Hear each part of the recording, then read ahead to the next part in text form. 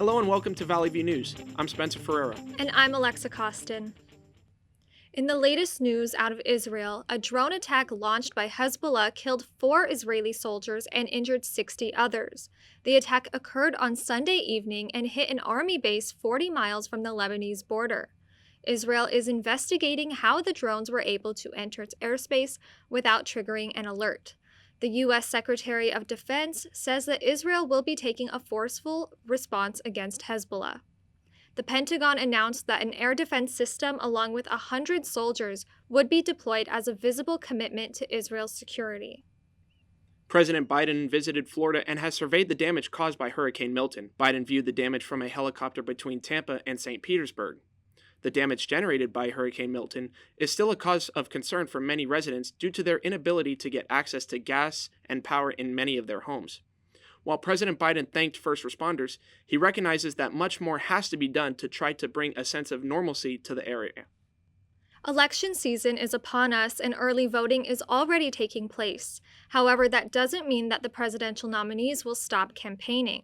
That's the case for former President Trump as he stopped by California this weekend. Our Spencer Ferreira covered the rally. Former President Trump held a rally in Coachella during some cool 100-degree weather. People were lining up as early as 6 a.m. just to get in. Shuttle buses were required to be taken to and from the venue. Trump started his rally by talking about immigration and detailing his plans for what he calls Operation Aurora. I will invoke the Alien Enemies Act of 1798 to target and dismantle every migrant criminal network operating on American soil. Trump also emphasized the types of tax cuts he plans to bring if elected to office. No tax on tips. No tax on overtime. And no tax on Social Security benefits for our seniors. Secret Service and sheriffs had their work cut out for them. A man was arrested for possessing multiple illegal firearms. He was taken into custody just before the scheduled start time of the rally. He has since been released on a $5,000 bail. After the rally, supporters were left stranded waiting for bus pickup. There were 3 designated parking lots that people came in from. While leaving, there was only one location to go for pickup. There were no designated area for each of the bus pickup spots. This resulted in people walking in the streets, not allowing the buses to get through. Several hours went by until all buses were cut off, forcing people to walk miles to their cars. Trump also stirred up controversy, claiming he would deny California federal wildfire aid. More on that later with our weather anchor, Jess Brumana. Vice President Harris is set to have another on-screen interview. This time it will be on Fox News with Brent Baier. It will be her first interview with a network that opposes her political views. Bill Clinton shared his thoughts on the opposing party. And the thing that bothers me more about the opposition campaign, even than any lies, are all the I's. That's right. Sun came out today. I did it. The Nobel Memorial Prize in Economics has been awarded to 3 economists for their research as to why some countries become rich and others are poor. The Economics Prize is officially known as the Bank of Sweden Prize in Economic Sciences. The 3 economists will share the prize of 11 million Swedish kroner, which is equivalent to $1 million. A new minimum wage increase starts for California healthcare workers this week after months of delays. The minimum wage boost was supposed to go into effect June 1st, but was delayed because of budget concerns. Now, nearly 500,000 healthcare workers are expecting to get a raise this week. LA Mayor Bass announced the launch of a new program called Procure LA to support small businesses during an inaugural sports and entertainment summit at the convention center last week. Through the program, businesses will receive one-on-one consultation from the city's Business Source Center, training and assistance with certification, proposal development, and so much more to equip small businesses for successful bidding. Mayor Bass spoke with actress, producer, and founder of The Honest Company and member of the LA28 Board of Directors, Jessica Alba, and moderator BMO, Vice Chairman Eric Smith. 7-Eleven will be closing more than 400 store locations across North America. The company revealed that the shutdown is due to various issues, including slowed sales and declined traffic.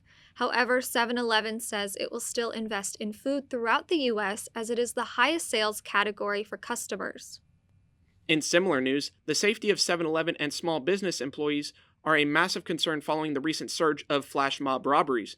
Our Tony Santos has more on whether or not employees are prepared for this situation. Lately, there have been a lot of what is being referred to as flash mob robberies to 7-Elevens all across Los Angeles. This not only puts the life and safety of an employee at risk, but it can also affect small businesses like this one right here. Off the top of my head, I don't think so, no. I'm not really fearful for our store in particular since there's pretty good security or in the plaza, but it is worrisome for the community to see these crimes happening. Usually, these lootings take place in the middle of the night or very early hours of the morning. Places open 24 hours a day are massive targets simply because anyone can arrive anytime. This makes it easy for crooks to strategize when mobbing a certain location. Yeah, we don't really have inventory out for customers, so it's not I don't think a flash robbery would really work here, but I'm not sure about other stores where if you have a fridge outside or things like that, how you can prevent that. For Valley View News, I'm Tony Santos. Back to you in the studio. Tony, thank you. Lottery officials have announced that it will now cost $5 to play Mega Millions starting next year. The Mega Millions currently cost $2, and the reason for the price increase is to improve jackpot odds, more frequent prizes, and even larger payouts. Lottery officials will announce specifics about these changes in the coming months. Officials have announced a new hotel coming to Hollywood Park in Inglewood. An opening ceremony is set for October 22nd. The new hotel and rooftop will be located adjacent to SoFi Stadium and just a couple miles from LAX. The ongoing strike by Boeing machinists is expected to continue for approximately 2 to 5 more weeks. Last week, John Holden, the president of the International Association of Machinists and Aerospace Workers, pushed for negotiations to resume. Workers on strike haven't received paychecks or paid benefits since the end of September. This dilemma also delays the dates of completion for new commercial and freight aircrafts. Boeing is expected to report fourth quarter losses and lay off nearly 10% of its worldwide workforce in the near future. More to come on Valley View News. Students hoping for future careers in technology are getting a head start thanks to new Verizon Labs. And everything you need to know about Hulu's first ever Spanish language series. We'll be right back.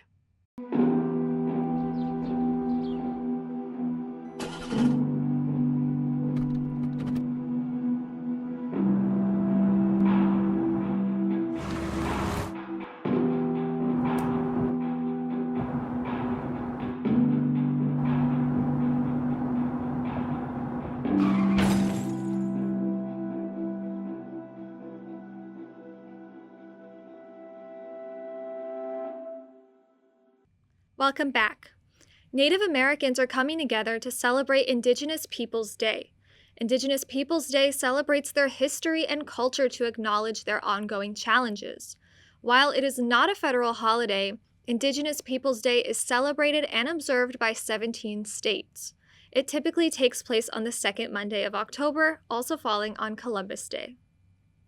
The Compton Unified School District unveiled Verizon Innovation Learning Labs at 2 middle schools. The new labs will give students and teachers access to emerging technology such as virtual reality, 3D printing, and artificial intelligence. The labs are an effort to guide students in the new digital world and gain engineering skills.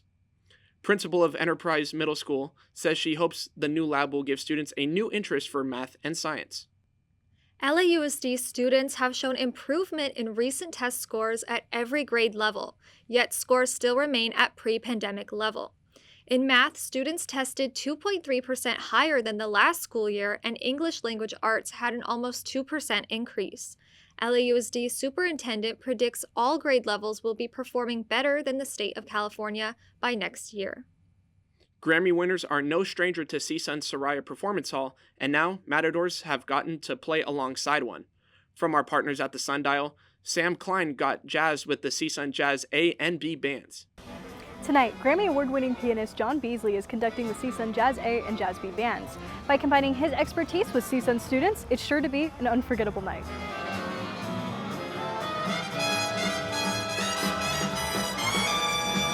Before stepping inside the Soraya, I spoke with Tina Raymond, the director of Jazz Studies, to understand what goes on behind the scenes of a concert like this. So this concert features a local Grammy Award-winning composer, pianist, arranger, band leader by the name of John Beasley. So to work with someone first who has firsthand experience working with these legendary musicians we read about in the textbooks is incredible. So both bands have been working on, I think, somewhere between 5 and 7 compositions of his and arrangements of his. They're interesting and complicated and beautiful and angular and loud and soft, and we definitely take you on a journey through each of the sets. Audience members took their seats, and at around 7:30 p.m., the concert began.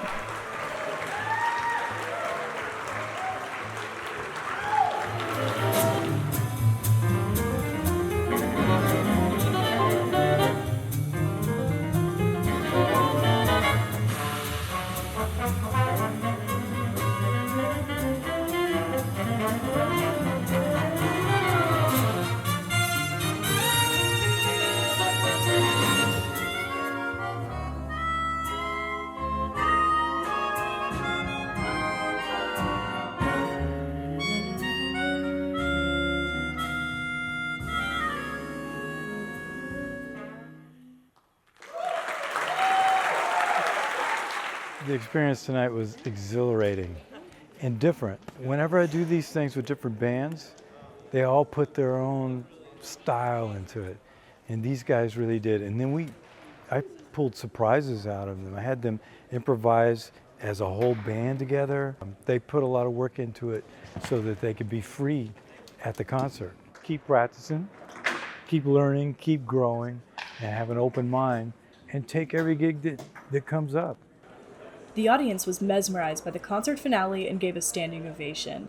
Even John Beasley could not praise the hard-working bands enough. And these incredible students, man. This is just amazing. Both bands are equally killing. About a hand for these students. From the Soraya, I'm Sam Klein with the Sundial. Sam, thank you. The Kennedy family gathered for a funeral of Ethel Kennedy, the wife of late Senator Robert F. Kennedy. Ethel Kennedy died last week at the age of 96 after complications related to a stroke she suffered from earlier this month. Kennedy raised 11 children after her husband's assassination. Soon after her husband's death, she went on to found the Robert F. Kennedy Center for Justice and Human Rights. President Biden called Kennedy an American icon. Rapper Sean Diddy Combs is facing a new wave of lawsuits filed in a federal New York City court Monday. The plaintiffs are 4 men and 2 women. Included in the new lawsuits are accusations of drugging, rape, and sexual assault. Before these lawsuits came to fruition, one of Combs' attorneys said that they can't respond to every baseless accusation in what they say has become a media circus. Combs remains behind bars in the wake of an appeals court judge striking down a request for immediate release. NASA launched a mission today to study potential habitable environment on one of Jupiter's moons. The spacecraft will travel 1.8 billion miles and is expected to arrive at Jupiter's moon by April of 2030. Astronomers believe that the ingredients for life may be on Jupiter's moon Europa. The spacecraft is the largest one NASA has ever built for a planetary mission, as it goes to gather information on discovering whether Europa's environment could potentially be habitable. A rare comet last seen 80,000 years ago is now best visible through October 26th. The comet has a tail that is 18 million miles long. The best way to view the comet is by looking west with little light pollution. While it can be seen through the naked eye, binoculars are recommended for a better view. Bath & Body Works has apologized for selling candles that resembled Ku Klux Klan hoods. The company states that the design was of a paper snowflake. However, people on social media noticed the resemblance to the hate group's hoods. The candle has since been pulled from the Bath & Body Works website and from its retail stores. It's time to start calculating whether or not your packages will arrive in time ahead of the holiday season. The U.S. Postal Service has announced its 2024 holiday mailing and shipping deadlines. USPS urges customers to plan ahead and ship early this holiday season. The Postal Service has tips on preparing shipments, free shipping supplies, and more information on post office hours on their website. Multiple CSUN student activist groups organized a town hall to come together and discuss how new policies are restricting their ability to organize. Our reporter Jess Brumana says students say more than just their ability to protest is at stake. The recently instituted time, place, and manner policy has affected student organizations all over campus. While intended to provide structure to protests and on-campus gatherings after mass demonstrations across the nation last semester, the bureaucracy of the new policy has become frustrating for students to navigate. We're just kind of like draining our organizations from any kind of life. We're so caught up in these form requests, we're so caught up in trying to get these approvals to even do these things that we're not even focusing on our grades. They were throwing so many departments out of so many forms that we didn't know about, and they're like, well, you're supposed to know. But MIC didn't even know. We received a comment saying, please do not resubmit these. It is just a waste of precious time. Even groups without political affiliation are feeling this pressure. Trying to get approval after approval after approval after piece of red tape, constantly, just essentially to reestablish a club that's been a part of CSUN for a very long time. But beyond the paperwork, attendees were also concerned about the financial priorities of the university. We are just really slammed budget-wise. We can't even offer a thesis option anymore because there's not enough money to pay faculty to supervise. Juma prayer hosted every Friday here at CSUN. And they have to pay to pray. They have to pay to use that room. And we have homeless students on campus, okay? That the police, they're given all this money to supposedly protect students better, but students are not even being protected. Solidarity between organizations was one of the overarching themes of the discussion. If they see that we're kind of taking the repression and we're not really fighting back, that gives them more leeway to actually heighten their tactics, heighten their repression, and what more will they take away from us if we don't fight? Yeah. Jess Brumana, Valley View News. Thank you, Jess. With Hispanic Heritage Month coming to a close, there are still many ways to continue celebrating Hispanic and Latino culture. One way is to watch Hulu's first ever Spanish language boxing drama, La Maquina. The series stars Gael Garcia Bernal, a boxer attempting to make it to the top with the help of his best friend and manager, Diego Luna. The 6-episode limited series is streaming now on Hulu. October is all about spooky season, and with Halloween just 2 weeks away, horror movies are on people's minds. Terrifier 3 has slashed its way into topping the box office charts, and the Killer Clown movie earned over $18 million in its opening weekend. Terrifier 3 has already surpassed its predecessor Terrifier 2 by earning $10 million domestically and over $15 million globally. In other spooky movie news, Danny Trejo is the star of a new horror comedy movie. Seven Cemeteries is about a recent parolee who gets a Mexican witch to resurrect his old posse so they can help him save a woman's ranch from a ruthless drug lord. Trejo says he is playing a good bad guy now after being used to playing bad guys.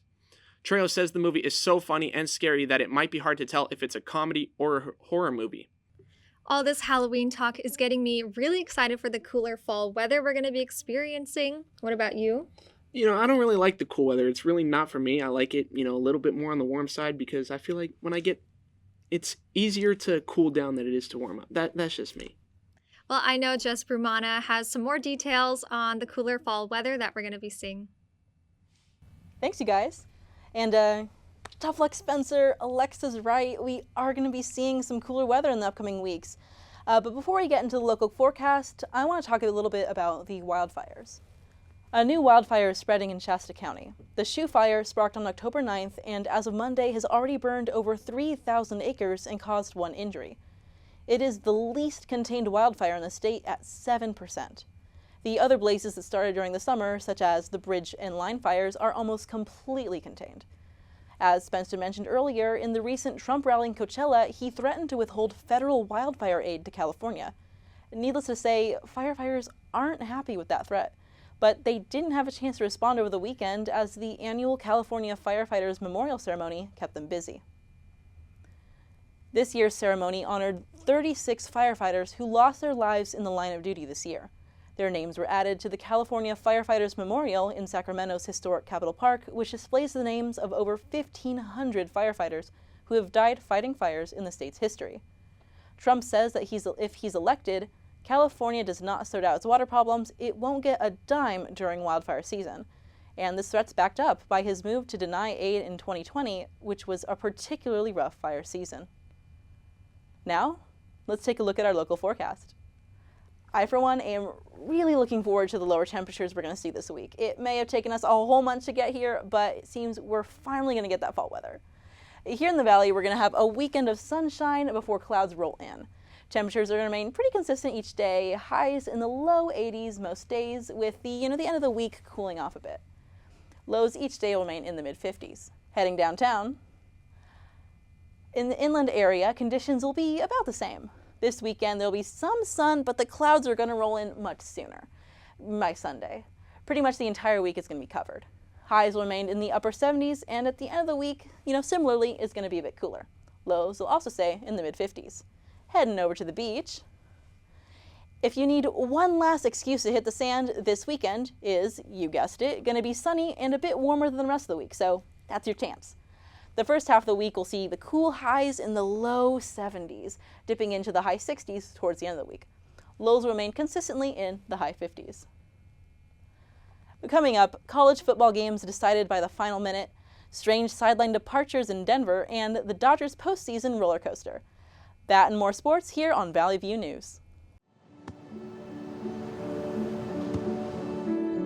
I don't remember how it started. Go to that. Our back and forth. It always came back. Dad! You probably don't remember what you told me, That was perfect. but I heard every word.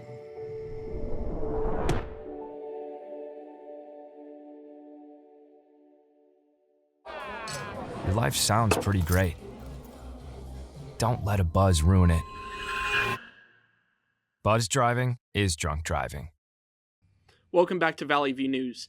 And wow, I am excited for sports at this time of year. What about you, Alexa? Definitely in the sports world, I hear it's a really good season for the Dodgers for the playoffs. I know, and I am loving it, but I don't want to talk too much because that's a job of our sports anchor, Charlie Gonzalez, who has more. Charlie? Thank you, Spencer. I thought last weekend was crazy for LA sports, but that was just the appetizer for what was in store this week. Penn State's first game at the LA Memorial Coliseum in 33 years promised to be a great one. Plenty of white and navy blue shirts were visible during pregame festivities. Sam Darnold, the hero of the 2017 Rose Bowl, where these two teams faced off, led the Trojans out of the tunnel. Early on, it was all USC, scoring on 4 of their 6 first-half drives. Quentin Joyner gets the ball on an end-around and takes it 75 yards to the house on the first play of the drive, outracing all of the DBs. This kid is something special. USC's biggest mistake was giving him only 3 carries all afternoon. Trailing 20-6 coming out of the half, the Nittany Lions needed some flash and trickery of their own. Backup QB Bo Pribula takes the snap, throws it back to Drew Alar, who chucks it deep to Tyler Warren for the touchdown. On Penn State's next possession, they drive down the field 88 yards and Katron Allen punches it in. The final 4 drives of regulation saw Miller Moss and Drew Alar each throw a touchdown and interception, tying the game at 30 apiece and forcing it into overtime. USC missed a field goal after getting the ball first, putting Ryan Barker in position for the game-winning kick. Penn State emerges victorious, winning 33-30 and moving up 1 spot to number 3 in the Week 8 AP rankings. The woes were felt in Pasadena as well. UCLA lost in the final minute to the Minnesota Golden Gophers. Them and Penn State own LA teams with victories against both over the last 2 weeks. Transitioning to pro football, the Rams had a bye while the Chargers were on the road to face the Broncos. Only a minute and a half into the game, Jim Harbaugh abruptly left the field due to an apparent illness. After the game, he told a reporter the reason was arrhythmia, which is when the heart beats irregularly. 8 minutes of game time later, he was back on the sideline. Bo Nix and the Broncos offense struggled in the first half, throwing 1 interception and being shut out 20-0. It was their largest halftime deficit and second time being held scoreless in the first half this season.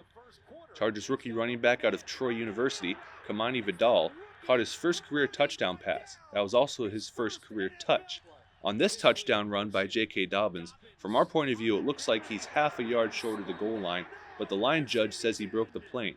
Denver didn't get their first points of the day until the Chargers were done scoring. Bo Nix dumps it off to Devon Vele, who takes it all the way down to the 2-yard line. Tries to force his way in, but is pushed down to the ground. At this point, the Broncos are doing a no-huddle, hurry-up offense. Nix finds Troy Franklin in the back of the end zone. And on their next drive, Cortland Sutton had an incredible falling touchdown reception in the corner of the end zone to pull within 10 points. But the 2-point conversion failed, leaving the Broncos trailing by 2 scores with just 5 minutes left. Final score 23-16. Chargers emerge victorious, and they will face the Arizona Cardinals next week on Monday Night Football. And last week, the Dodgers beat the Padres in 5, shutting them out in 24 consecutive scoreless innings over the last 3 games to clinch a spot in the National League Championship Series. The Dodgers lost Game 3 6-5. A grand slam by Teoscar Hernandez in the 3rd inning pulled them within 1 run, but there would be no more scoring that day. Padres fans' happiness was short-lived as Mookie Betts hit a solo home run to put the Dodgers on the board first. In the 2nd inning, Betts and Shohei Ohtani each had an RBI single to extend their lead to 3-0, followed by a 2-run homer by Will Smith 1 inning later. The probability of a Game 5 back in LA is increasing, and the coup de grace, a 2-run shot by Gavin Lux. The Pendulum's momentum is completely in favor of the Dodgers heading into Game 5, who won their largest postseason shutout in franchise history. The pregame atmosphere was electric as fans could taste victory. Kike Hernandez got the party started in the 2nd inning with a home run deep in left field. Padres starting pitcher Yu Darvish finished with 6.2 innings and 2 earned runs, but didn't receive any help from the offense. Dodgers end the Padres season with a 2-0 victory. Yoshinobu Yamamoto got the win, and Blake Trinan earned the save. Sunday rolled around with both league championship series set. Mets starting pitcher Kodai Senga was pulled after only 1.1 innings, earning the loss and finishing with 3 earned runs and 4 walks. Freddie Freeman, visibly limping, still scores a run on Muncy's RBI. The bleeding didn't stop. The runs kept getting poured on. Mets went through 4 pitching changes and had no answers at the plate either. It's hard to crown an MVP on offense, but it'd have to be Mookie, who had a bases-clearing RBI double to make it 9-0 and a run scored earlier. Pitcher Jack Flaherty got the win, pitching 7 innings with 6 strikeouts. The Dodgers tied the 1966 Orioles record of 33 consecutive shutout innings in a single postseason. However, in today's match going on right now, they gave up a solo home run on the first at-bat, so the record's not broken, but it is tied. And Spencer, I know you and I are really nervous about this, but we're excited at the same time, aren't we? Yeah, definitely. Well, China is sending 2 pandas to the Smithsonian National Zoo in Washington, D.C. The 2 3-year-old pandas are ready for their journey to the U.S. and will fly on a specially chartered cargo jet named Panda Express. These are the first pandas China has sent to D.C. in 24 years. Both pandas will be loaned to the zoo for 10 years. Wow, what a great story. What I love the most is the name of the plane being Panda Express. That just, I don't know. It's I loved a very it. cute touch. Well, that's all for us at Valley View News. I'm Alexa Kosten. And I'm Spencer Ferreira. For stories any time of the day, see our YouTube channel at Valley View News and our Instagram page at Valley View News CSUN.